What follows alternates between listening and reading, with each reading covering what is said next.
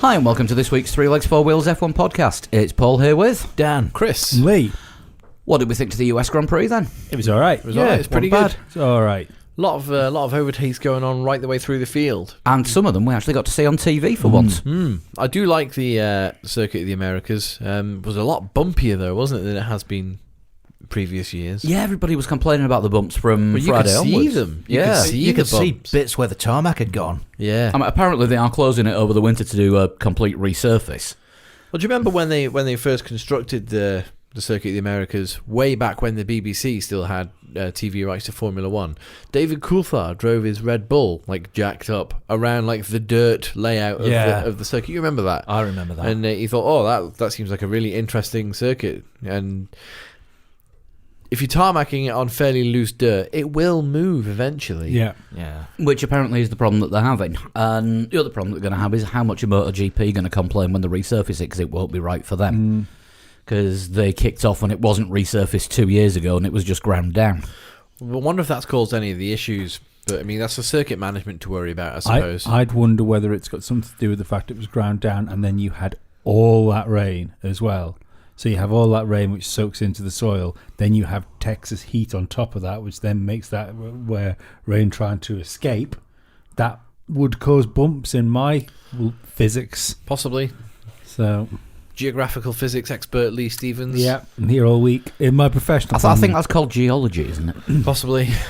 In my professional opinion, as a painter and decorator and a semi-professional talker, that's my opinion. No, you're a rank amateur at that.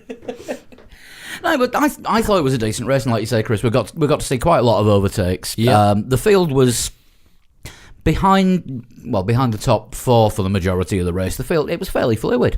It was, yeah. You really didn't know who was going to be on the strategies to finish, 6th, 7th, all the way down to about 15th, 16th. You had no idea. All the way down to just in front of the Williams. Well, where Haas and Williams now sit. Yeah. What, in the gravel? Yeah. Or in the garage. Yeah. Yeah, one of those weekends. We'll start with Williams. Kubica got DNF'd because of a hydraulic problem. Can I do something purely for the YouTube viewers? I don't know. Can you? Hydraulic problem. Yeah, It's a bit In like inverted Alonso commas. at the end of last Press year, F isn't it? for doubt. yeah, yeah. I'm wondering if he'll just walk and we won't see him for the last two races. He was a pit stop behind George Russell and had made one pit stop less than George Russell. That's not ideal. No. Yeah, I just wonder if we'll see him walk and Williams will borrow Ocon for the last two races. He got ahead of Russell at the beginning, Robert Kubica. Yeah. And we've heard from our listeners that there were a lot of Kubica fans at Circuit of the Americas, which is great for him. But he's not had the comeback season. We always said the Kubica movie stopped when he closed his visor in Australia. That's maybe when Robert Kubica should have stopped. You did. I said he shouldn't have been on the grid in Australia from the word go. Only after the race. The comeback was the story. No. The racing's not a story. The comeback was the story. Did he come back? He was given a drive. yeah, There's a difference between a comeback and getting given a drive. It's not a comeback if you wander around a lap behind your teammate. Probably not. No. He's had his ass handed to him by Russell. Like I say, I'm beginning to wonder if we'll actually see him in Brazil. I think you'll see him finish the season.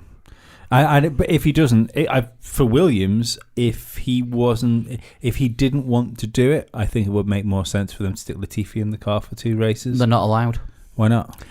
He won't have the super license points, even though he's guaranteed to get them. But he won't officially be able to drive the Formula One car. I think he'll be on a Saturday but until but after the end you of the can get season. special dispensation, and if he's going to have the points anyway, I could see him getting special dispensation. He's driven the car in FP1s. It's not like you're trying to throw someone into a car that's never driven one. No.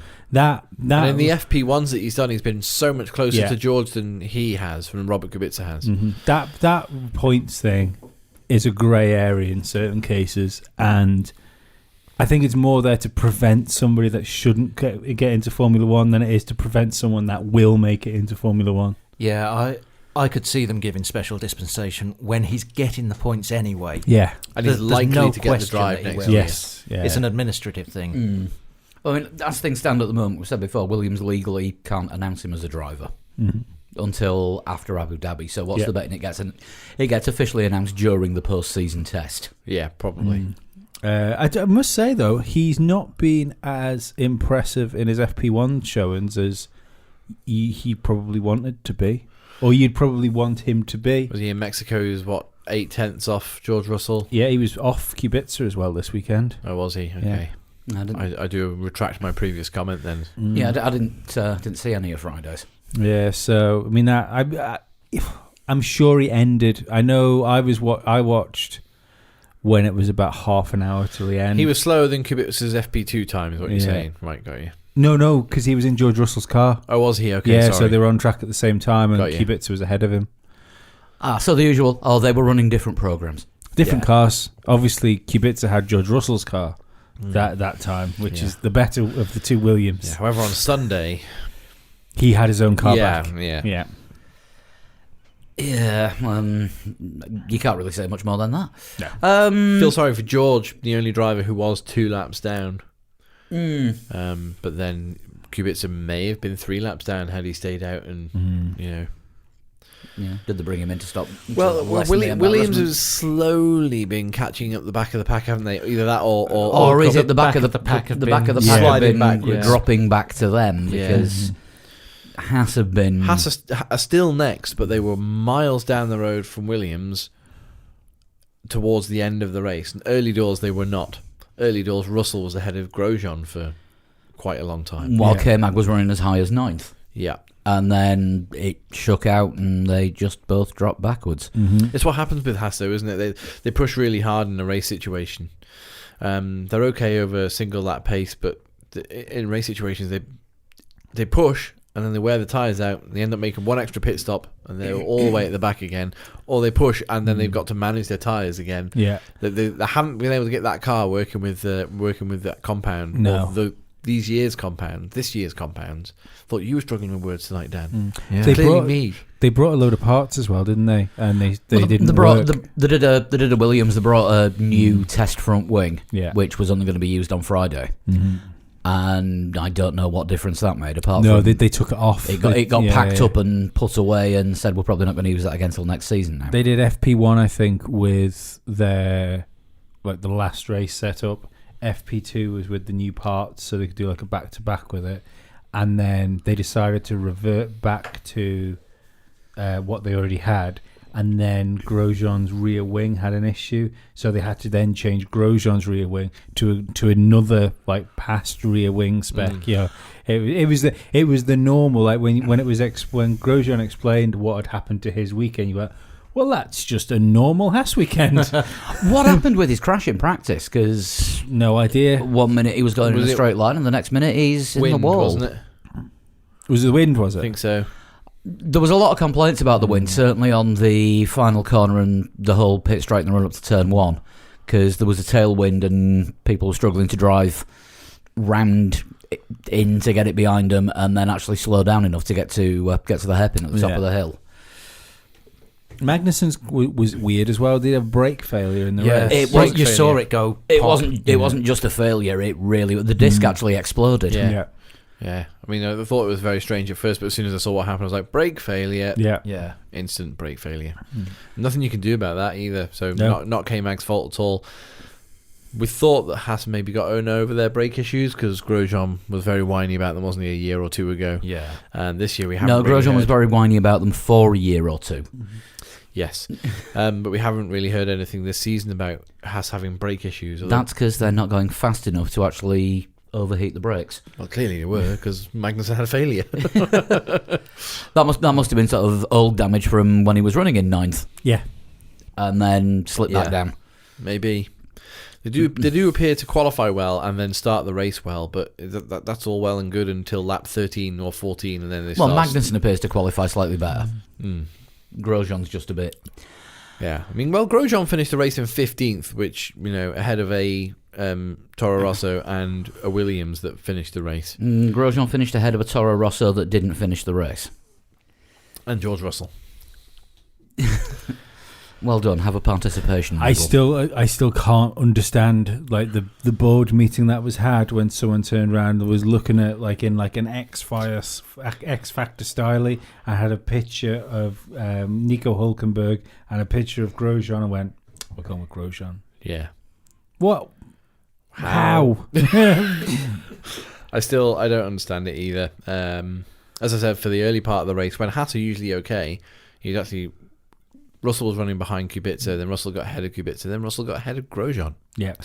Somehow. And Russell ended up like a lap back from everyone else. Yeah. So somehow, and I'm not quite sure how, but if they'd have just decided to run Hulkenberg in a singular car next year, they'd have scored more points than having two cars. Convinced of it. 2 Hulkenbergs? Maybe. Cloning program? Green Hulk and Grey Hulk? Yes. Obscure Marvel reference? Yeah. Toro Rosso next. And Kvyat getting a second consecutive penalty that dumps him out of the points. Kvyat finishing 10th, but actually being classified 12th. Do you know what? A controversial opinion, but what he did to Perez was no worse than what Max Verstappen did to beat Charles Leclerc in... It was slightly more aggressive. Not a lot more aggressive. And it was certainly no more aggressive than when Hamilton was defending from Bottas in the same race. No, that was fine racing. Oh no, but that's I kind of feel a bit sorry for Kvyat. It was a bit of bargy and stuff like that. But if we're into this thing now, where if it's full wheel contact, you get a warning for it. I feel maybe he should have had the "don't do that again" flag. Maybe. I don't know that it was a passing opportunity unless they made contact. That's what I think. Maybe that's what I think the issue was. I don't think he would have got past if they hadn't. If it was clean and then they hadn't made contact, I think Kvyat would have had to back out and Perez would have kept the position anyway. I've argued that you could argue the same with Leclerc and Verstappen, though, couldn't you? In Austria, yeah, you could argue it. I think Leclerc still would have been forced wide by Verstappen rather than banging wheels. Yeah. But yeah, it's. But I think he'd have been forced wide by Verstappen coming in and giving him the option to be forced wide or to have an accident. Yeah, that's So yeah, but again, a grey area, should we say? Yeah, but that's. I think maybe if we're gonna give drivers this, you can be more aggressive thing. I kind of think that was on the edge again.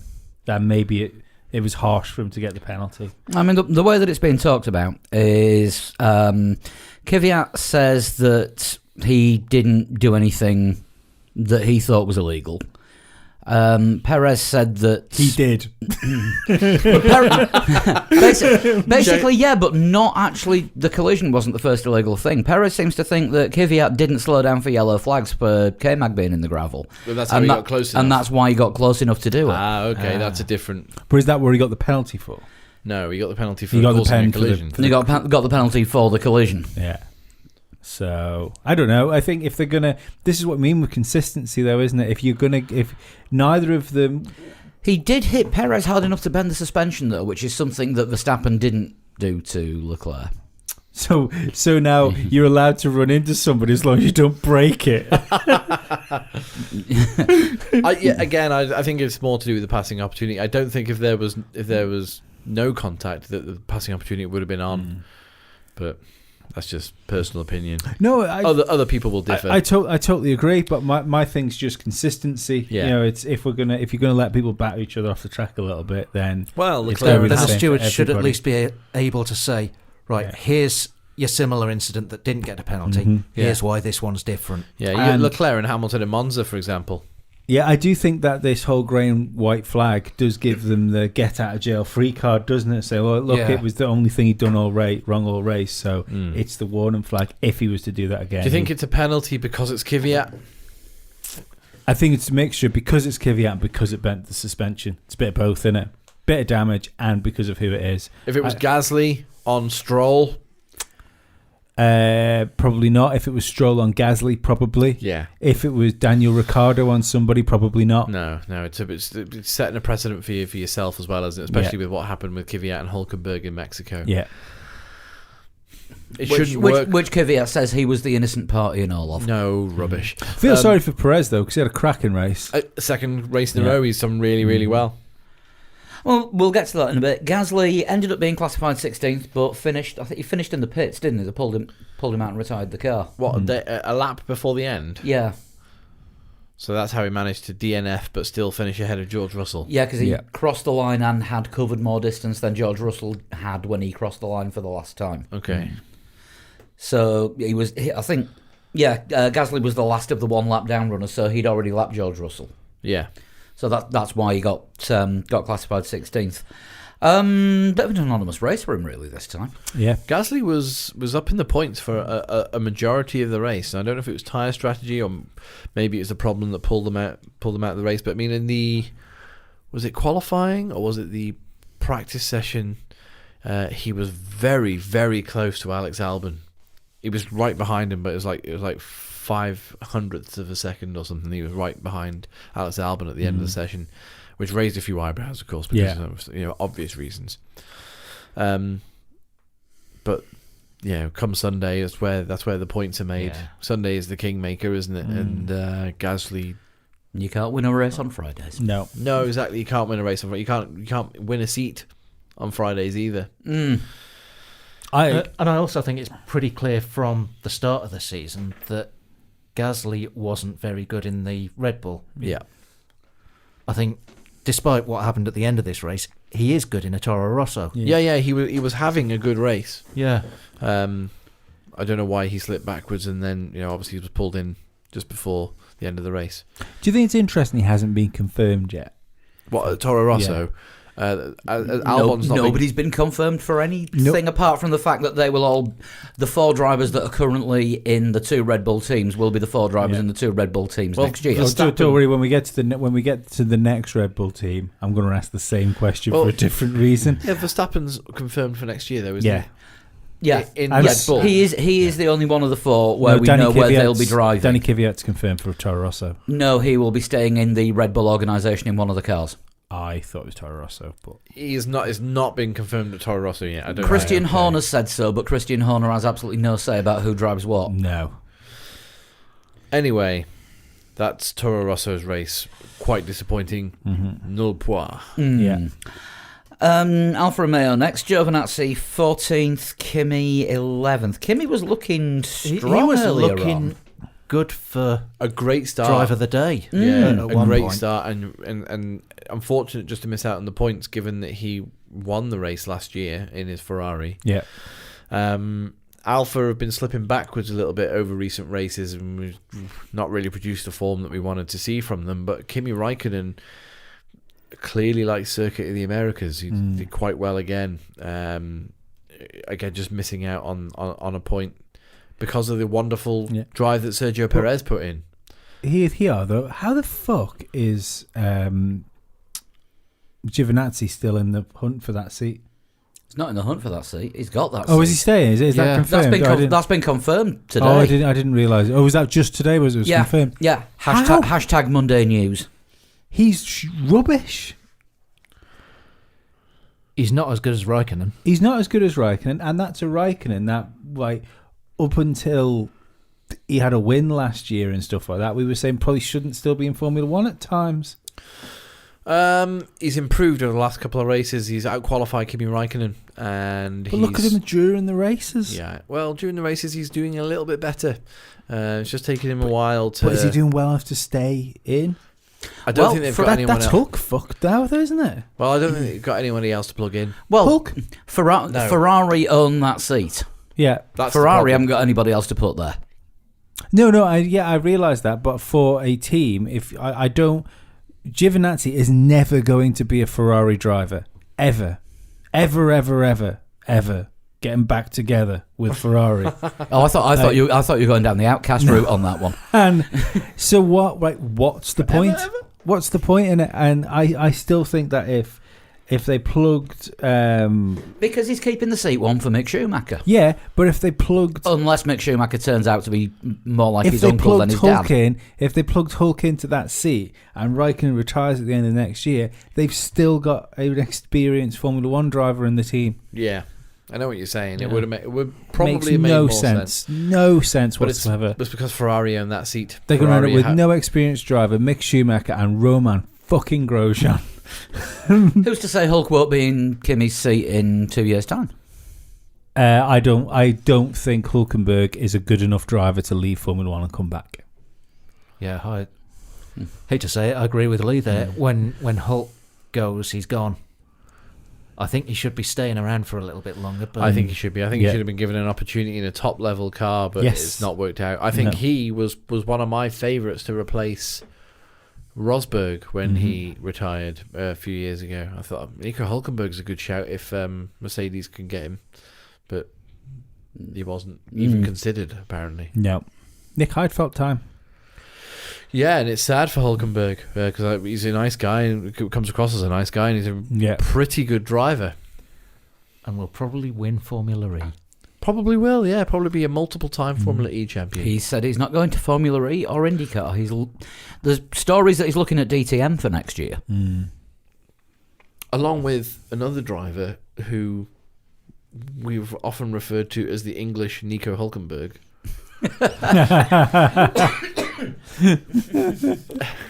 Other way round. We call Nico Hulkenberg the German Jensen Button. But Jensen Button is apparently looking at DTM as well. But that's a bit more of a news story than looking at the race review. But having left Super GT, they did a Super GT DTM crossover race at Hockenheim, and apparently that seems like Jensen's thing. He wants to give it a go. Whether he finds a seat or not, don't know. I would imagine it wouldn't be too difficult for him to find a seat. So it He seems could turn up at any team and say, I'd "Can I have a drive?" Like, Yeah. yes. Do Honda have an entry in DTM? Not yet. no. Well, there you go. I wouldn't be surprised though, because they had that mixed race, didn't they, with the two? That's what I mean. Yeah, they had the things, crossover yeah. race. Super GT did DTM. That wouldn't. It wouldn't surprise me if something like that was to happen. Yeah. But anyway, moving on. Racing Point.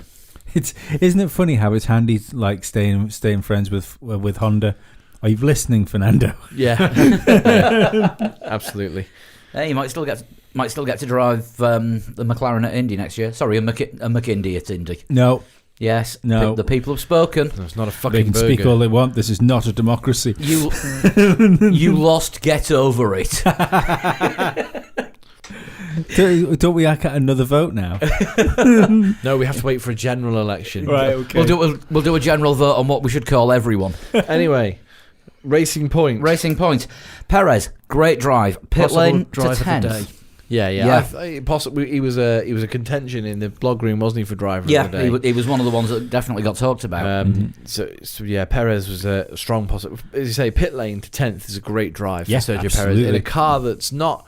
It's lacking a little bit in what you'd expect, really. From Even from a Racing Point. yeah, it's even lacking. from a racing point. 10th is great. He did amazingly to finish 7th in Mexico. Really good drive to finish 10th in Austin.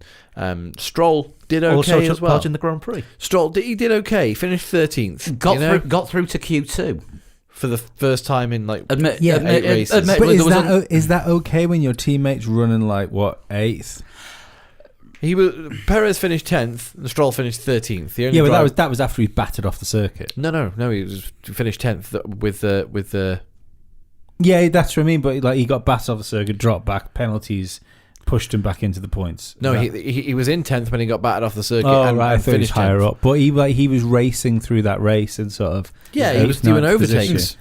Yeah, to me that when you see Racing Point getting better and Perez getting like putting better and better results in, Stroll seems to stay in the same place. Yeah, I mean 13th isn't a terrible for him. Yeah, But I think Stroll's been a couple of places behind Perez for most of the season. But last year it would have been Perez-Ocon or Ocon-Perez Yeah. or DNF. Yes. yeah, And the year before it would have been Hulkenberg, Perez.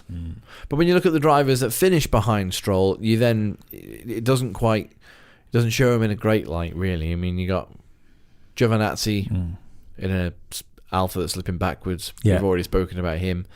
Grosjean, Gasly, who retired, and Russell. Yeah. So, out of them, It's not ideal. no. But I mean, it's not where Racing Point want to be, and they'll hope to be further up the grid next season. But then Lance Stroll is still the weakest point in that team. Yeah, I don't think Lance Stroll will go much further up the grid. He constantly seems to be half a second off what the car is capable of doing. Yeah. I can't find the tweet, but somebody sent us a message saying me and some friends have been wandering around Circuit of the Americas all weekend looking for anyone in Stroll merch. Not found any yet, and that was by Sunday. It's impressive that no Canadians went to the Circuit of the Americas. I know it's a long, long way. I know, but I mean, it's within a flight. Americans go to Montreal to watch the Grand Prix. Yeah, but they haven't got a driver. Yeah, it's a good point. Yeah. And all the stuff about Haas being the home team. A lot of tweets from American listeners saying that they are not our team. Hashtag not my Formula One team. Yeah, which is surprising. I mean, they do run the American flag in monochrome on the side of their car, but They run it at all the other circuits as well. Yeah, which is a bit dystopian. What? that was terrible. I know. It's a shame. It's like I'm not going to go on about it because we say it quite a lot. But when we thought we were getting an American team, we kind of thought we get some of that sort of American like zing. Fuck yeah. Along well, with a it. couple of years ago at Circuit of the Americas when they did the intros, Yeah. I loved that. That was Yeah. great. Yeah, I like for that one race. No Stetsons. Bring the fucking Yeah, bring the Stetsons Stetsons back. Bring the Cossack hats in Russia and the sombreros in Mexico. Wait, Cultural appropriation can get stuffed for 20 minutes. It's Yeah. fine. No, we had the hashtag a bit back, didn't we? More local hats. Yeah, absolutely. Bowler hats at Silverstone. Yeah, Mm-hmm. yeah. Why not? It would work. It would be a really good thing to do rather than just boring caps every single time. But yeah. Oh, and what was going on with the guy singing the anthem? Loads. That was Loads was going on. That was a Right. performance. I wasn't watching at this who point. was it? No idea. What happened? There was a guy man? and two backing singers doing an a cappella version that could only have been described as sort of kind of jazz, but not quite. Has anybody jumped on the comments and said, "I can't believe I you don't didn't know, I know who can't that see it. was"? But Mr. Guest 5 tweeted while this was going on, saying, "What the fuck is this?" To which I replied, "That's motherfucking National Pride, soldier." Yeah. So McLaren. Good race. Pretty good race. I mean, Lando fastest in Q1. Yeah. All right, shenanigans. Yeah, but regardless, Still, the only person was it Sean that tweeted the only person that's topped the timesheet, like a qualifying, Like a qualifying or a that practice session this year that isn't one of the big three top teams. Yeah. yeah. Well, that's impressive for a start. And he was third in FP3 as well, wasn't he? It was looking really good. Was there not a practice session where? Oh no, I think Vettel was fastest in the practice session in I want to say Canada, and Norris and Sainz were second and third. Possibly. But yeah, There was shenanigans there Yeah, as there were well, shenanigans wasn't there as well. Yeah, but yeah, Lando Norris had a good race and he had some good luck come his way. Carlos Sainz, if there is one driver to get bad luck, that it was his turn. He didn't really do anything wrong at turn one. He was trying to follow Lewis Hamilton, and along came Albon in a Red Bull, who again didn't really do anything wrong, just kind of understeered a little bit into Carlos. He didn't get a Sainz. penalty for that, did he? Albon, no, there was no. Very, very similar to what Daniel Kvyat did. No, it was no, first. it wasn't. Of course it was. wasn't. It was the same incident. It wasn't. It wasn't. Of course it was. Albon got understeer on the corner and just sort of drifted wide into him. Albon went in too hot and clouted It him. was on the exit of the corner, not the entrance. Yeah, but he came in too hot and clouted him on the exit. No, he Same understeered thing. into him. You could see it on the replay from first lap behind. And first lap incidents are always given a bit more. Oh yeah, no, leeway but I'm anyway, so. just saying he did almost the same thing. Didn't get a penalty. It might have been almost the same thing, but on the first lap, you got all the cars bunched up together. You don't have the choice to to back off almost. I, If you back it's off, more then you dangerous get to hit back from behind. Yeah, Yeah, it's more dangerous to back off in some cases. I think Albon was too hot going into the first corner and had an accident and wrecked somebody else's race. Well, he didn't really wreck Sainz's race. Sainz thought that 7th was probably the best he could do, and he's quite happy for Lando to be 7th. What Albon did do in my eyes was give himself the opportunity to be what was my driver of the day. Yeah, great. It was a mistake. It wasn't obviously clearly not intentional, but pitting at the end of lap 1 and then doing, was it 3 pit stops or 4? Yeah, Many. Yeah, and still finishing, where Albon finishes is great. But Sainz, appeared to escape without damage. Did ruin the first part of his race a little bit. But 7th and 8th, a double points finish for McLaren is pretty good. Yeah, but this is what I was going to say to you before. I still find it nuts that he hasn't been confirmed for Red Bull next year. What, that Albon's not Yes. confirmed? I think that drive probably did it for him. I think he's already put drives in that should have done it for him. Yeah. And it makes me wonder whether there's still like fuel to the fire of Vettel going back to Red Bull next year. Maybe. It's just, I don't think anybody's going to announce anybody. I don't think we're going to get any more driver announcements from now until after the end of the season. But I don't. If let's just say Red Bull are like, let's say everybody that's in Red Bull at the minute, both teams are going to end up in the cars next year. Chances are they're going to stay in the seats they're in. I don't see why you would drag it out. but at the same point, why announce anything? Because I think it helps the driver, it helps stability within a team. No, they don't like stability within the team. The driver is merely ballast. Oh, yeah, but I mean, there's to a certain extent, but I think for who's there right now, Albon is putting some great drives in. I think it would only cement him and make him do better if he wasn't worried about losing his seat. And on the other hand, you could say that they're keeping him on his toes by not announcing him until after the season's over. And keeping Gasly and Kvyat motivated. But you've got 2 races. Yeah, I mean, Danny Kvyat knows he's not getting back in a Red Bull. I would imagine Gasly knows he's not going to get back in a Red Bull as well. Yeah, but to keep them motivating, getting as many points as possible. It's fucking strange that they're not. If everything is in-house and they've got all this in order and everybody's gonna find a seat somewhere within the Red Bull program, it's odd they're not confirming it, especially Albon, because he has done enough. Who'd have thought? Red Bull not giving a toss about how their drivers feel. Yeah. I think it's because it's not just in-house. I think there is there's a rogue body that's floating around that might fall into one of those seats. So if that's the case, they've already said Kvyat's going to stay within the family. So let's say that Kvyat's probably going to be in Toro Rosso next year. So the reason they wouldn't confirm Albon for Red Bull is if Vettel might get that seat, and if he does get that seat, Albon will go back down to Red Bull and it's bye Gasly. I reckon it's just that Dietrich Mateschitz hasn't had time to roll his driver dice yet. Maybe either that or the pen's in front of him to sign. He keeps trying to pick it up and he keeps putting his hands all around it. And it's He's the one with 2 eyes. It's helmet marker. one eye's looking for the pen, the other one's looking where it's been. You're confusing Dietrich Mateschitz and Helmut Marko. That I am. Yes, I am. Good. Yeah, he can't see the right one in front of him. No. But I think there's something strange, and I do think there's still something to the idea of Vettel going to Red Bull next year. Maybe. I think it's becoming less and less likely. I think if Vettel is to go anywhere, I think he'll retire. I don't think he'll retire because I don't think he wants to retire. I think you listen to him; he still talks about enjoying driving the car. He still looks motivated. Yeah, especially over the last couple of races.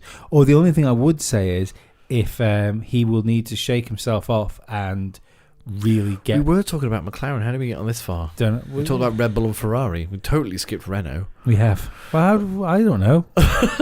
We Someone mentioned driver of the Albon. day. Sorry, yeah. I thought we talked about Red Bull. Carry on. Yeah, no, it's all right. It's just, No, that's very nice of you. I was going to say it was a good double points finish for McLaren, especially in their battle against Renault, who are the next team to talk about. Yeah. Even though they were beaten by a Renault driver. Mm-hmm. Yeah, Danny Rick was on it all performance from weekend. Yeah, he was, yeah. And like you say, a really good performance. I mean, he put in quite a good performance in. I think strategy helped as well, didn't it? Yeah, he put in quite a good performance in Mexico, but the starting Hulk on the hard tyres and going for a 97,000 lap first stint. paid off eventually by getting Hulk in the points as well. Double points finish for Renault. I mean, they'd take that. You know, if you'd offer that to them before the weekend, they'd probably have snapped your arm off. Yeah. But little did they know that they would sandwich the McLarens. So yeah, Yeah, I mean, better from Renault, but still not quite what we expect. Ricardo looked more honey badger like this weekend, although technically he was a longhorn. Yeah. Yes, he was. Longhorn energy rather than big dick energy. Although also worst part of television over the weekend was involving Daniel Ricciardo. Oh, yeah, that's possibly the worst television that's been on the Formula One channel all year. Ever. It's right up there. Ever. No, It's Johnny Herbert playing golf in the paddock on Saturday after qualifying is... No, Probably that's better. I would Again, I watch didn't- that 10 times before I watched what happened with Daniel Ricciardo and Craig Slater. Yeah. I didn't Oh, see that. anything that wasn't the race this weekend, so Keep it that way. what happened? No, keep yourself pure, Dan. How do you explain... They went for a drive together. Daniel Ricciardo drove Craig Slater around. Yeah, Craig and for Slater decided he was cool, which wasn't the case. And for some reason, that Craig Slater had a playlist on his phone. So, like, when they started talking about Max Verstappen, he started playing like the Mad Max, like Tina Turner in the car. And then you think, well, that could be, by some people, seen as funny. Then you realise, oh, right, he's not going to stop playing this. And there's just going to be a really awkward volume of music behind two people trying to talk inside a car.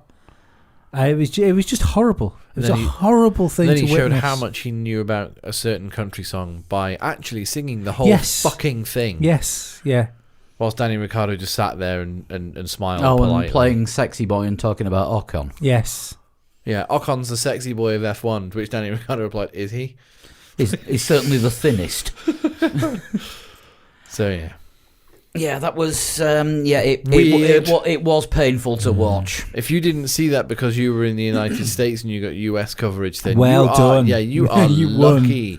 Yeah. No, I've seen people from the US commenting on it, and I think They saw it. They saw it, and I think they are now as permanently scarred as I we think I'd are. rather cry chili sauce than watch that again. We're back to last week's Patreon again, aren't we? We are. But yeah, much improvement from Renault based on the early season form or lack thereof. The car's sticking together a lot better now. I think it was just a really good drive from Ricciardo.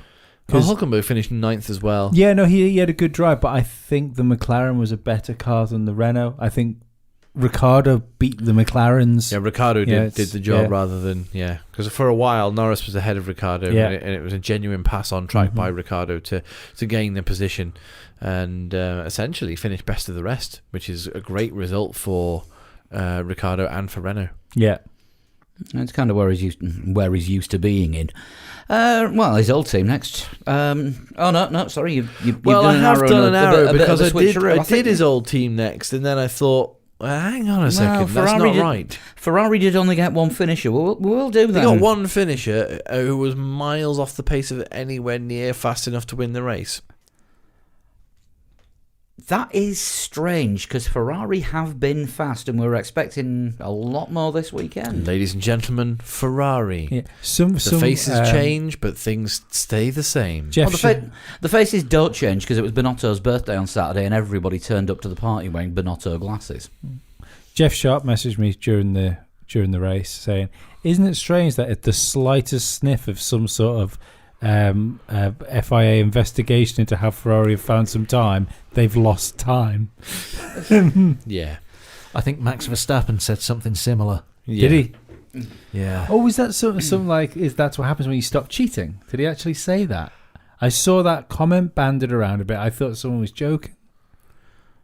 I don't think they were his exact words, but I think it was along those lines. Interesting. What happened was Red Bull put an inquiry into the FIA about just a theoretical tampering with the fuel flow. Yeah. And would this be legal if this was to happen? It's about oil, isn't it? But it's about them dumping oil into into the fuel mixture, into the combustion Well, to that's give them a what bit of zing. Mercedes were being accused Yeah, of a couple of years that's- ago. That's what they accused Ferrari of as well, because it was Mark Priestley was doing it on his YouTube channel, was explaining what the iffy thing might be with that car.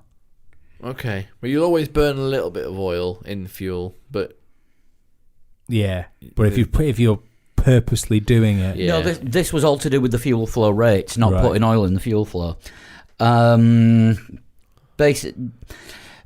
Leclerc started it. Verstappen started it by not saying cheating. It was getting round the regulations. Find a loophole in F1. Yeah. Somebody will fly through it. So Red Bull put this inquiry into the FIA saying, just in theory, if this was to happen, would the car that it was happening on be found illegal? what if it was red? You mean bull? No, the other animal. Nobody mentioned anything about flexing. Yeah. But then, of course, the FIA said, yes, this would be illegal if anyone were to do that. And all of a sudden, Ferrari are about a second and a half a lap slower. Interesting. Not that much. No, but They struggled to get their tyres to warm up. which has First been a thing. Ferrari trait. Yeah, well, they were on the mediums, weren't they? Yeah. But everybody around them were on the mediums, and they came off worse. Yeah. Far worse. Well, by the time Vettel got into about turn 2 or 3, everybody around him was on soft because he dropped back that far. No, yeah, I think Hamilton passed him into turn 6 or 7, something like that, around the outside, which is a crazy Well, pass. what I thought was really weird was Vettel and Leclerc hit each other. They did hit each other when they came round because there was a bit. There was just a little tap, wasn't Yeah. there? Yeah. And but when Vettel radioed in and said, I don't know if I hit anyone or anything. I found it really weird that. Or you think it was like school, like, I don't know if I hit anyone, I might have done. No, but Maybe have a look. I think it was Leclerc that hit Vettel. Right. If it was anyone, so I was surprised that he didn't jump on that. But yeah, we didn't see another replay of it either, which I found weird. Yeah. But the Well, Vettel went backwards at the start. The tyres just Massively. didn't Yeah. happen. Tyres didn't kick in, and he was complaining about understeer. And no one on TV asked this question, but I wonder if there was an issue with the suspension from the start, and that's why he was understeering. or did the understeer cause him to run wide a lot over the dangerous curbs and broke his suspension? But as Vettel said, they'd been running around that, and like no other car had an issue with that. And they'd also been running through practice and stuff like that with the car.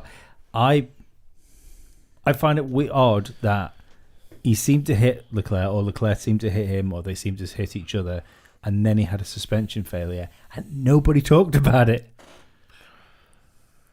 Yeah, I don't know that it was on the other side of the car anyway, wasn't it? His It was the right rear that failed because the front Leclerc hit Vettel's left side. No, he'd hit the right, wouldn't he? Because he was coming from the inside, and Vettel would have been on the outside, so it would have been. No, it was it. Yes, Oh, it would have he been the hit- left. So No, he hit yeah, Vettel, yeah, so he yeah, hit, it he would have hit been the Vettel's left, and it was his right that went. But if you've weakened the suspension, it's just because the Yeah. left's gone. It doesn't Yeah. mean. Or as that Dan said, it wasn't could have been damaged. a failure that was starting to happen from the beginning of the race. Scary You know, one. under some heavy braking, maybe into turn 1 or something like that. That just sort of unloaded the suspension just a little bit too much, which damaged it.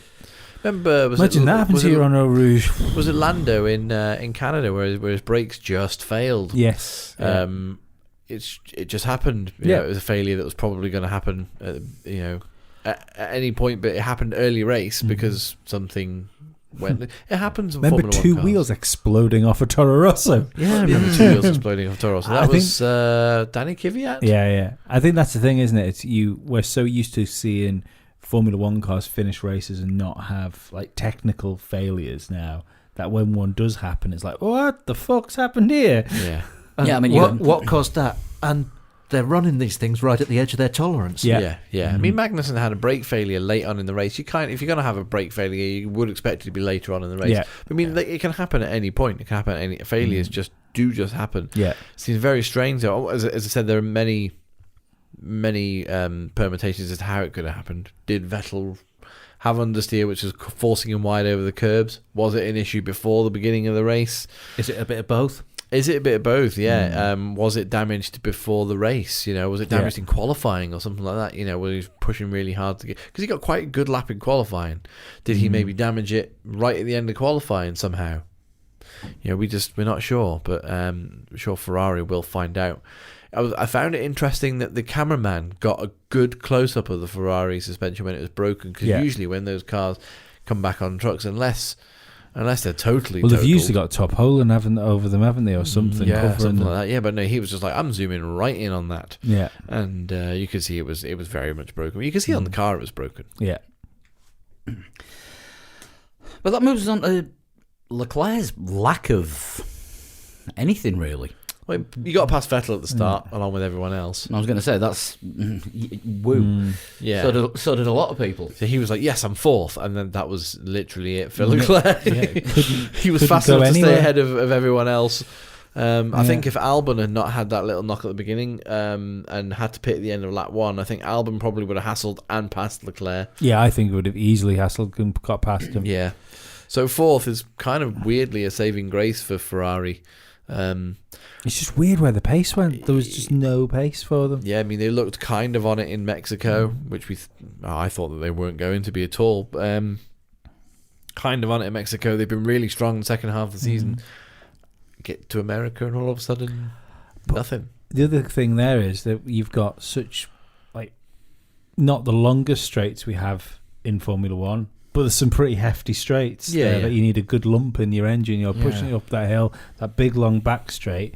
And we've seen in any other races this year since the summer break that have had those type of features, like Ferrari being unstoppable in qualifying.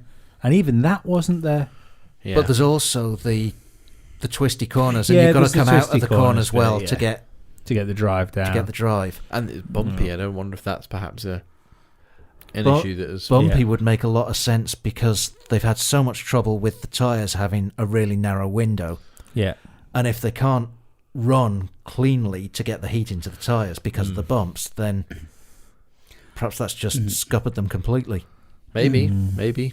It's definitely a possibility. Nobody's blamed the sausage curb or the horizontal sausage curb that got put on the apex of turn 8 to keep everybody in line. He missed it. Yeah, and apparently it was tiny. It looked more. It looked big on the photo that the FIA put out. Yeah, And but when- I think when Martin they did Brundle commented on it. He said it's basically nothing there. It's When they did the replay of Vettel So on painted, board. please don't drive over this on the road. yeah, it's more of a marker than an actual sausage curb. Yeah, when they did the Vettel on board for when you saw his suspension braking, he was nowhere near that sausage curb on turn before that. Then as he turned left, he ran a bit wide. Yeah, Onto the bumpy bit of the curb on the outside of must have been turn 9. Which it had already gone by then. Well, that's when it went bang as soon as he was on the crest of that hill there. what Vettel did manage to point out to us is the fact that Valtteri Bottas doesn't know what a fist bump is. That was funny. Yes. Yeah, that was funny. Yeah. No, I think what we need to do here is ask our Finnish correspondent, Santerio Nasti, do you fist bump in Finland? Maybe clearly not. Maybe it's one of those weird things. Do you know what? Like I know where what it you is. do thumbs up in certain countries and it's like a real insult. Yeah. And he went like that, and Bottas thought, "What the fuck are you talking about?" I know what it is. Bottas went to do a fist bump a few races ago, didn't he? And he spilt coffee on him.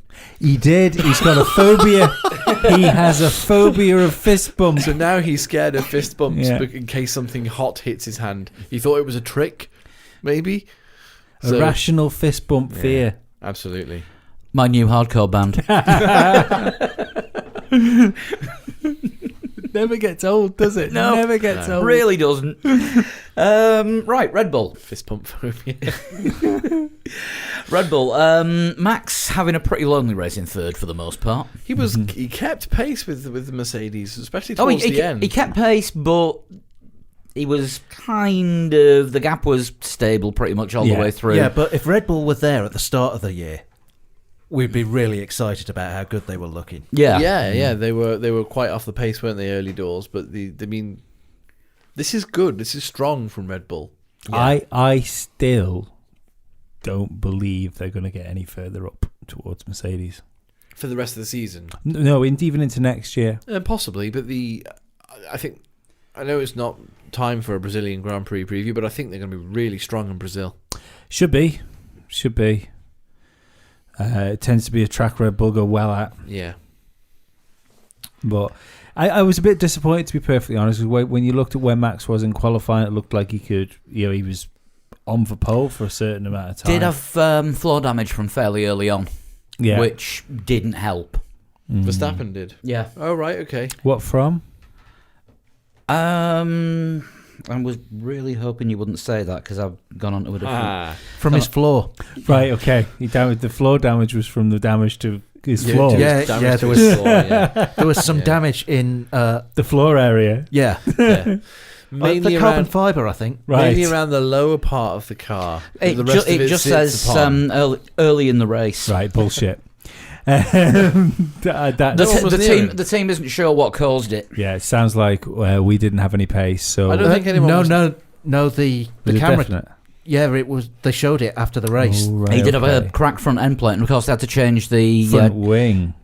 They had to change the rear wing before the race. And front wing wasn't a big crack in the front wing. Yeah, that was during the race, but before the race, it was the rear end plate that had gone. They had to replace the rear end plate, okay. Because the whole back of the car was off on the grid. I wonder if he had a runoff on the outlap or something like that.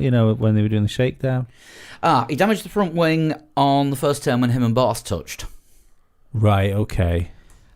And there was some rear floor damage, which may have been that, or might have been running wide at turn 1. Yeah, because I do remember him doing that. Yeah, and according to Christian Horner, there's a big hole in the floor that's missing. Does that mean there's a big hole missing? Or so that means there's no floor damage. They were expecting should be a big hole, but it's missing. We filled it in with carbon fibre. We've lost the hole. Where did you put that hole? It's gone. Brilliant.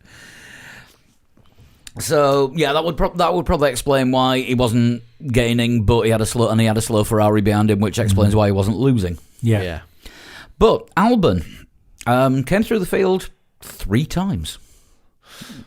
After his slight unfortunate spill, as we said in turn 1, not intentional. Slid wide because cold tyres and probably lack of downforce as well coming out of turn 1.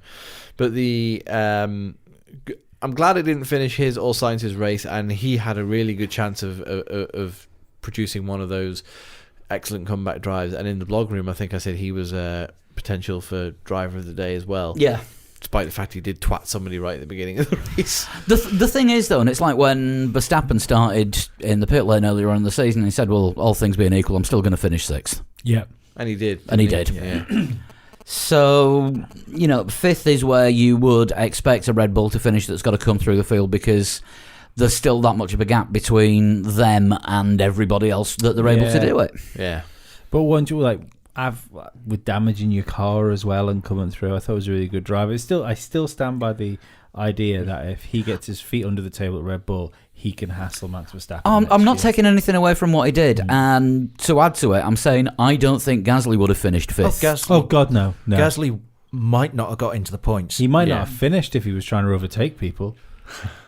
I thought it was a really good drive. He was my driver of the day, I think. Alex Albon. Who, Gasly?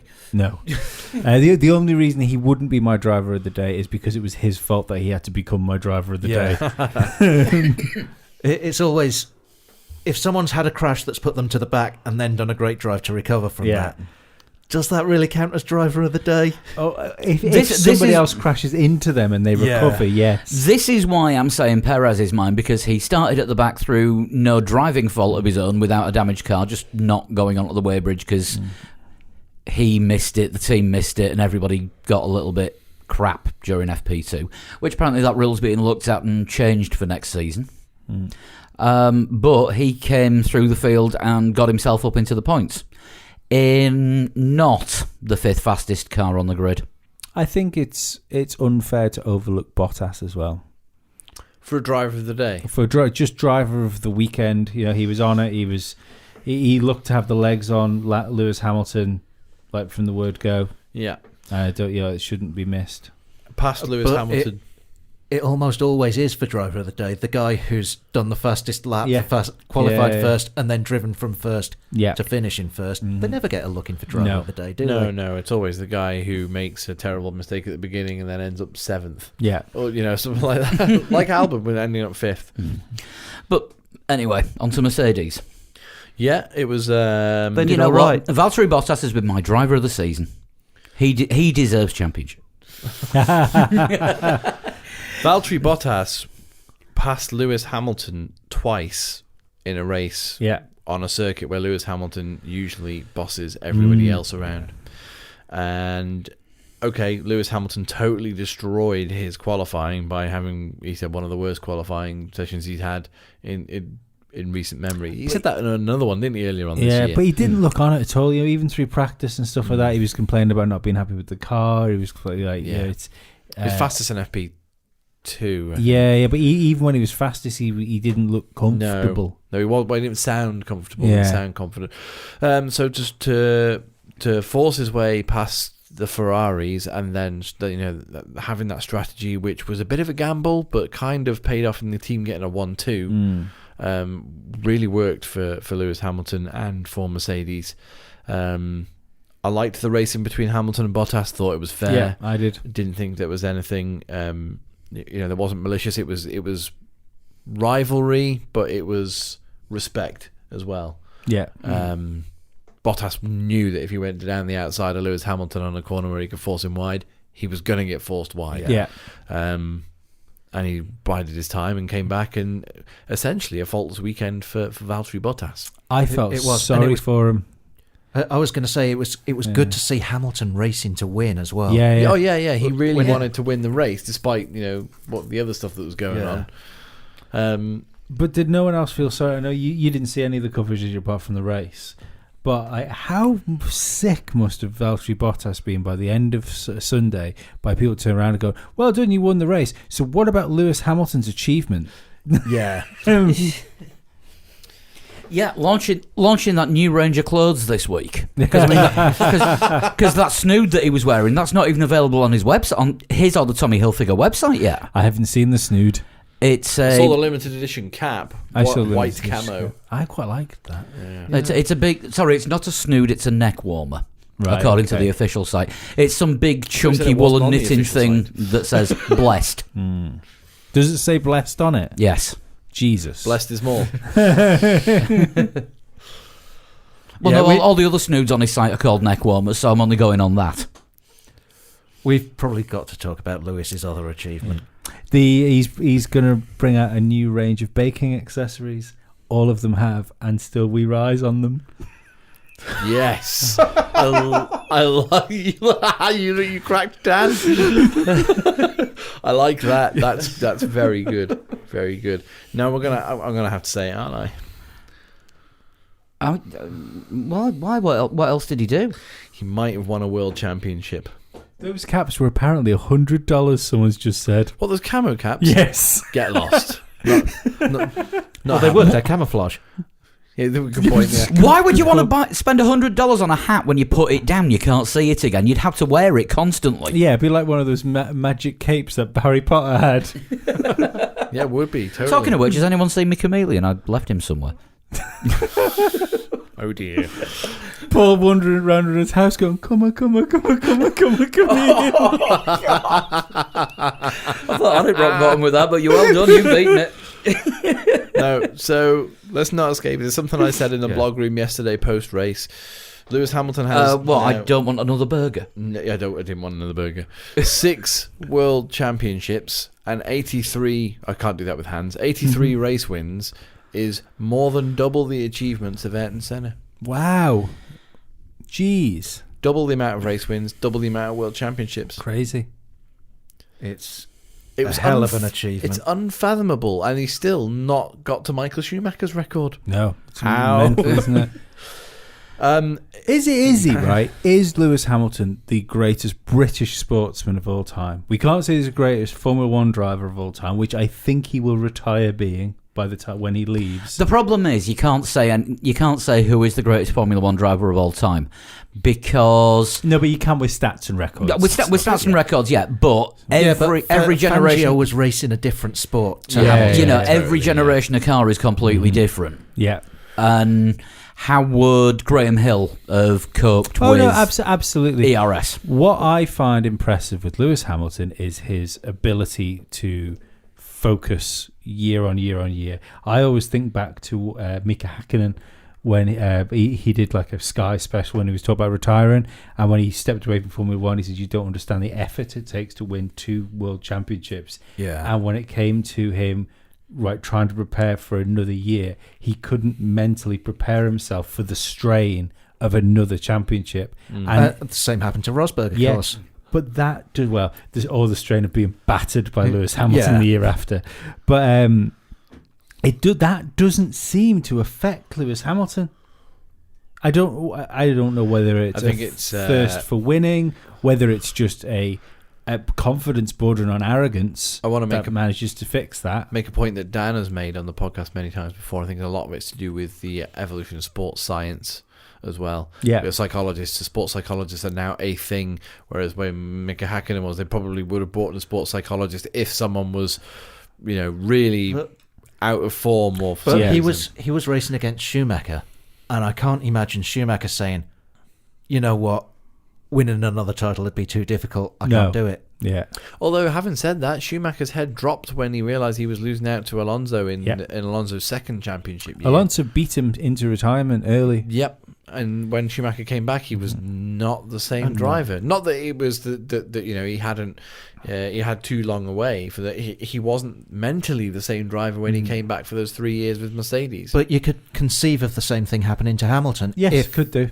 If the Ferrari's a good car next year and Leclerc can beat him, or even if Norris started beating him, and you could imagine him going, "Actually, no, I can't do this anymore." I can't help think with Schumacher as well. It was because when Schumacher left, Todd was on his way out, wasn't he? Braun was on his way out, Yeah. and Schumacher might have realised that Ferrari The team unit was over. Yeah, the band's Yeah. not getting back together here. yeah. So that it's interesting when people talk about Toto Wolff maybe leaving Mercedes like sooner rather than later. I think that would be a huge dent Maybe. in the Mercedes armor, because he does seem to. You don't think about like team bosses, but I think if there's any of the sort of current stock of team bosses, which like some people transcend the sport, I think you've got Christian Horner and you've got Toto Wolff. That are 2 real standout team bosses in Formula One. I think Toto Wolff has always been part of a solid team. Yes.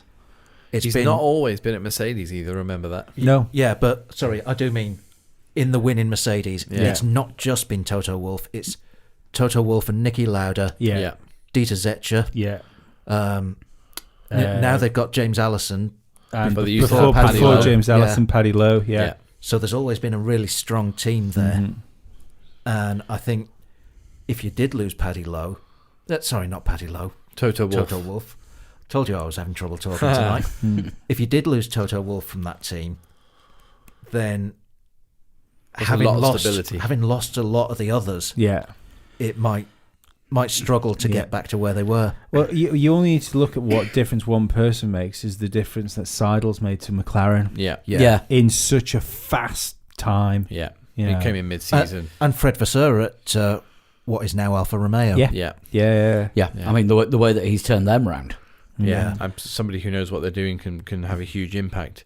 Now, Renault just It's need somebody to come in and actually be a proper team principal rather than an excuse maker in chief. I don't know whether it'll be a good thing or a bad thing, but I would put a chunk of money on Prost being the team principal at Renault sooner rather than later. well, yeah, that'll happen at some point. It's Well, interesting what you were saying There's about... more to talk about Renault later on, actually. Yeah, it's interesting what you're saying about Hamilton, whether or not he'll do.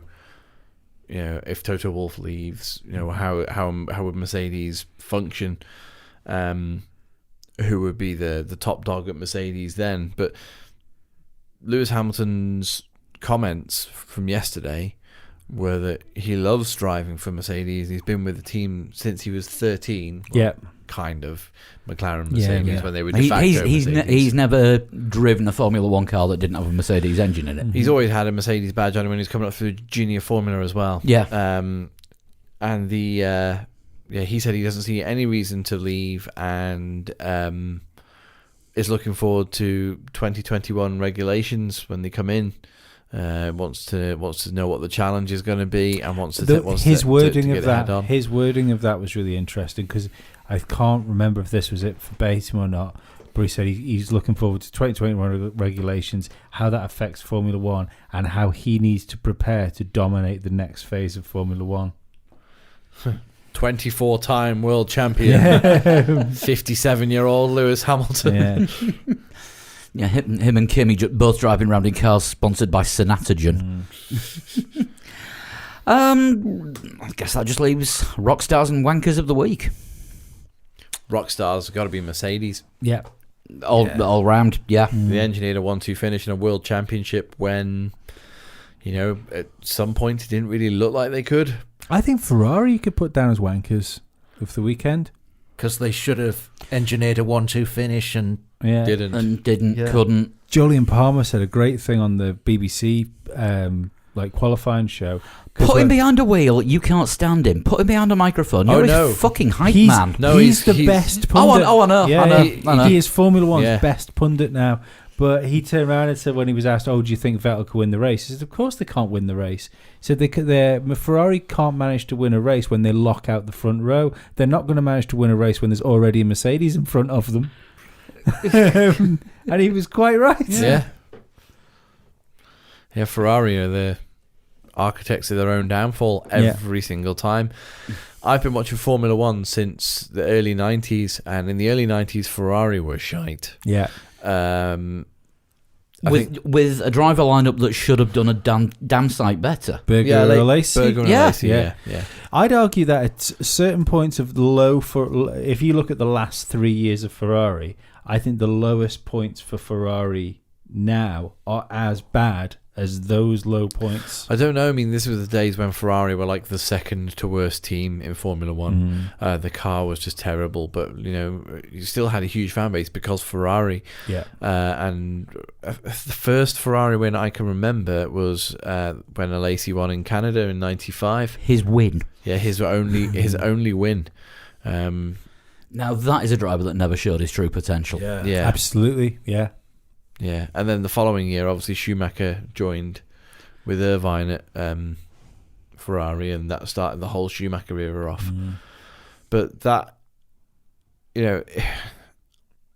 that's when Ferrari started winning, and people forget that there have been times when Ferrari have been really terrible. They've been midfield and also rans. Yeah, absolutely. Well, memory's really short in Formula One. It's people were cancelling McLaren out when you think that it was only a few years ago when they came out with Hakkinen and Coulthard and lapped the field. Yeah. In those days as well, when Ferrari were terrible, Williams and McLaren were fighting each other for championships. Yeah. And inadvertently invented the drive-through penalty, don't forget. Yes. Yeah, they did actually invent the drive-through penalty, yeah. Any other honourable or dishonourable mentions? Haas looked like wankers at their home Grand Haas Prix. did look like wankers. Complete wankers. The fans looked like rock stars because it was the biggest turnout for a US Grand Prix since it's been staged at the Circuit of the Americas. Yeah. So massive rock stars, Circuit of the Americas, and all the fans for attending. Yeah. And the Grand Prix, it's one of the best on the calendar. It Yeah, is. it is. Yeah. It really is. Even though there's in terms of atmosphere as well as Yeah. in terms of racing. I think it's the race I want to go to more than any other race. same here. Yeah. I would go with that. Are we going to start the crowdfunder for next year to get us there? Absolutely. There's a few extra Rockstar mentions I want to throw out. Everyone that sent us photos over the course of the weekend that was there. Especially Carol B and John Tripp, who were there wearing their Three Legs Four Wheels t-shirts. Yeah. Thank you very much. Mike McPherson for everything that he sent us through, including the video that he did with Sean. Yeah, cheers, mate. That's going to go on the YouTube channel tomorrow. That was hilarious. by Virtual the way. Statman Sean, we should probably point Virtual out. Statman Sean. Yeah. Also, thanks to Sean for sending us a load of tweets over the weekend with everything that was going on. And I mean the list of people that were sending photos. Taylor Mazeroom sent a photo when she collared Danny Rick in downtown Austin Sunday night. Oh, okay, fair enough. That's I think I did retweet Didn't ask him that to one. come on the show, though, did she? No, Taylor, come on, up your game for next B time. minus. Must try harder. Could Rick harder? Oh God! You've been taking me lessons. That was funny. You've been taking me lessons. Yeah, too many people to mention just for all the photos that you sent through. I'm going to get all these downloaded and put a gallery up on the site because a lot of people have sent through a hell of a lot of great photos. Yeah. So Good, and thank you for all your content. I mean, just imagine if we tried this I think a few years ago, so long-time listeners will remember this. But just imagine if next year at the US Grand Prix we do our podcast from a venue in Austin, and you're all sat That'd in be the great. same I'd in the love to do a same live venue. podcast like that. And you're sat in the same venue. You know, we do it on the YouTube as well, of course we do. But you're all sat in the same venue as us, watching us do the podcast, chipping in maybe with a few comments here Yeah. and there. all the YouTubers are in the virtual blog room right now. Yep. Well, yeah, they are. But I mean, But to be actually there, to be actually in Austin, It's and close enough I can smell you. Yeah. and he probably will. You've fallen asleep.